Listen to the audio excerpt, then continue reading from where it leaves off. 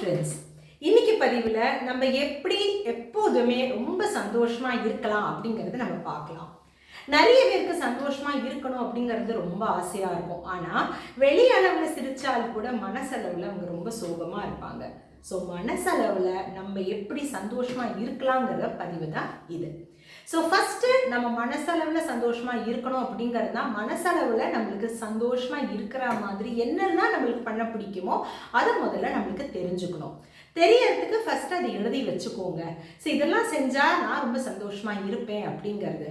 நிறைய பேருக்கு ஒரு உதாரணத்துக்கு ஹெல்த்தியாக இருக்கணும், ஃபிட்டாக இருக்கணும் அப்படிங்கிறதுனா அவங்களுக்கு ரொம்ப பிடிக்கும். ஆனால் அவங்க அதுக்கு உண்டான ஸ்டெப்ஸ் எடுக்கிறாங்க அப்படிங்கிறதுனா இல்லை. ஸோ ஃபஸ்ட்டு நான் ஹெல்த்தியாக இருக்கணும்னு நீங்கள் எழுதினீங்கன்னா அதுக்குண்டான நீங்கள் ஸ்டெப்ஸ் எடுக்கும்போது தான் உங்களுக்கு சந்தோஷம் வரும். ரைட்டா இல்லைங்களா?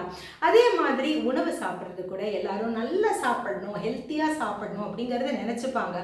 ஆனால் பார்த்த உடனேயே பசியில் என்ன கொடுத்தாலும் நம்ம சாப்பிட்றோம் அப்படிங்கிற மாதிரி இருக்கும். ஸோ அப்படி இல்லாமல் ஒரு மைண்ட்ஃபுல் நம்ம கொண்டு வரணும்.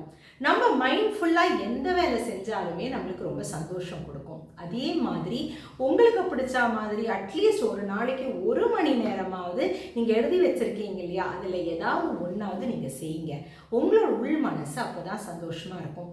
நிறைய பேருக்கு தூக்கமே இல்லை அப்படிங்கிறது ஒரு கவலையும் இருக்குது. ஸோ நீங்கள் நல்லபடியாக ஒரு உடம்புக்கு ரெஸ்ட் கொடுத்துக்கிறீங்களா, தூங்குறீங்களா, ஒரு 8 மணி நேரமாவது நீங்கள் ஓய்வு எடுத்துக்கிறீங்களா அப்படிங்கிறத பார்க்கணும்.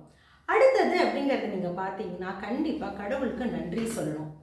சமீப காலத்தில் ஒரு அம்மாவை நான் பார்த்தேன். அவங்க மூச்சு விடுறதுக்கு கூட ஒரு ஆக்சிஜன் சிலிண்டரை வச்சு தான் மூச்சு விடுறாங்க. யோசிச்சு பாருங்கள், நீங்களும் நானும் சாதாரணமாகவே மூச்சு விடுறோம். அப்போ நம்ம இதுக்காகவே நம்ம கடவுளுக்கு நன்றி சொல்லலாம் இல்லைங்களா? ஸோ கிராட்டிடியூட் ரொம்ப ரொம்ப இம்பார்ட்டன்ட் ஃப்ரெண்ட்ஸ். எவ்வளோ நம்ம கிராட்டிடியூட் கடவுள்கிட்ட சொன்னாலும் அது பத்தவே பத்தாது. தினமும் ஏதாவது ஒரு காரணத்துக்காவது நீங்கள் நன்றி சொல்கிறதுக்கு நீங்கள் பாருங்கள்.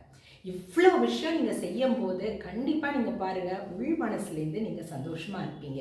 நிறைய சிரிங்க, மனசு விட்டு சிரிங்க. அண்ட் உங்களுக்கு பிடிச்சமான மக்களோட எப்போதுமே இருங்க. ஏன்னா அசோசியேஷனும் ரொம்ப ரொம்ப இம்பார்ட்டண்ட். இதெல்லாம் செஞ்சு பாருங்கள். அதுக்கப்புறம் நீங்கள் ஷேர் பண்ணுங்கள் நீங்கள் எப்படி சந்தோஷமாக இருக்கீங்கங்க.